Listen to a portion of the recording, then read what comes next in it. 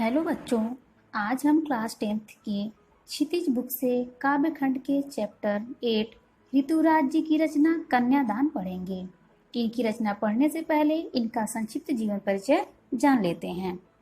ऋतुराज ऋतुराज जी का जन्म राजस्थान के भरतपुर जिले में 10 फरवरी सन 1940 में हुआ।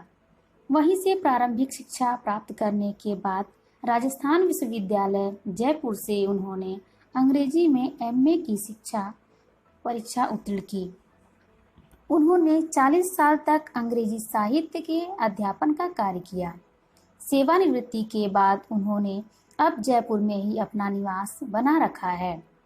उन्हें सोमदत्त परिमल पुरस्कार, मीरा पुरस्कार, पहल सम्मान तथा बिहार पुरस्कार जैसे विशिष्ट पुरस्कारों से सम्मानित किया जा चुका है। इनकी प्रमुख रचनाएं हैं। ऋतुराज के अब तक 8 कविता संग्रह प्रकाशित हो चुके हैं, जिनमें से कुछ संग्रह इस प्रकार हैं: एक मरणधर्मा और अन्य, पुल पर पानी, सूरत नीरत, लीला मुखारविंद। इनकी साहित्यिक रचनाएं। ऋतुराज ने लोक जीवन और परिवेश से संबंधित समस्याओं को अपनी रचनाओं का विषय बनाया है। उन्होंने आम आदमी के जीवन से जुड़ी चिंताओं को उकेरा है। उन्होंने अपने काव्य कृतियों में दैनिक जीवन के अनुभवों का यथार्थ चित्रण किया है। वे अपने आसपास के सामाजिक वातावरण में घटित होने वाली शोषण और जीवन की समस्याओं से संबंधित घटनाओं का बहुत बारीकी से वर्णन किया है। कन्यादान। कन्यादान एक विवाह में किया जाने वाला रस्म है, जिसमें माता पिता पुत्री का हाथ वर के हाथ में देते हैं। इस रस्म के बाद विवाह संपन्न माना जाता है। कवि ऋतुराज जी ने कन्यादान शीर्षक के माध्यम से नारी संघर्ष की अभिव्यक्ति बड़ी मार्मिकता से की है।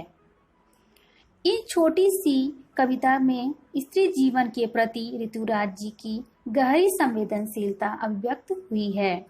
यह कविता समाज की कुरीतियों पर एक कटाक्ष या व्यंग्य है कि कैसे स्त्रियों का शोषण किया जाता है आदर्शों और संस्कारों के नाम पर। इस कविता में माँ बेटी के बीच होने वाले संवाद का वर्णन किया गया है कि किस प्रकार एक माँ अपनी बेटी को शादी के बाद विदा करती है तो उसे लगता है मानो उसके जीवन की सारी जमा पूंजी या संपत्ति उससे दूर जा रही है। इस प्रकार माँ को पुत्री मोह इस बात से भयभीत करता है कि उसकी बेटी नए घर में जा रही है, कहीं उसे कुछ कष्ट न हो या उसे कोई अत्याचार न सहना पड़े।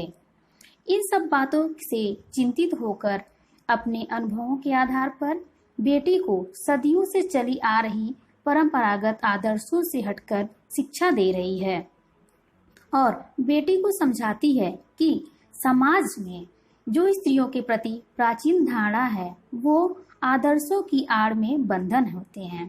कोमलता के गौरव में कमजोरी का उपहास छिपा होता है। इस प्रकार माँ अपने पुत्री को शोषण के विरुद्ध आवाज उठाने तथा अत्याचार न सहने की शिक्षा देती है। कविता। कितना प्रामाणिक था उसका दुख लड़की को दान में देते वक्त, जैसे वही उसकी अंतिम पूंजी हो। प्रस्तुत पंक्तियों में कवि कहते हैं कि लड़की का कन्यादान अर्थात शादी के बाद विदा करते समय किसी भी माता का दुख बड़ा ही स्वाभाविक होता है। प्रत्येक माता को लगता है कि उसके जीवन की आखिरी जमा पूंजी या संपत्ति उससे दूर जा रही है। बड़े ही लाड़ दुलार से उसने अपनी बेटी को पाल पोस कर बड़ा किया था। आखिर अपनी बेटी के साथ ही तो वह अपने जीवन का सुख दुख बांटती थी। वही तो उसके जीवन की साथी थी। अब वह भी उससे दूर जा रही है। लड़की अभी सयानी नहीं थी, अभी इतनी भोली सरल थी कि उसे दुख सुख का आभास तो होता था, लेकिन दुख बांचना नहीं आता था। पाठिका थी वह धुंधले प्रकाश की, कुछ तुकों और कुछ लयबद्ध पंक्तियों की। आगे कवि कहते हैं कि लड़की अभी सयानी नहीं थी, अर्थात लड़की बड़ी तो हो गई थी लेकिन पूरी तरह से समझदार नहीं हुई थी, अर्थात दुनियादारी की समझ अभी तक उसमें नहीं आई थी। उसने अभी तक अपने घर के बाहर की दुनिया देखी नहीं थी कि उसे सुख का आभास तो होता था लेकिन दुख बाँचना नहीं आता था, क्योंकि अभी तक उसे जीवन की जटिलता का सामना नहीं करना पड़ा था।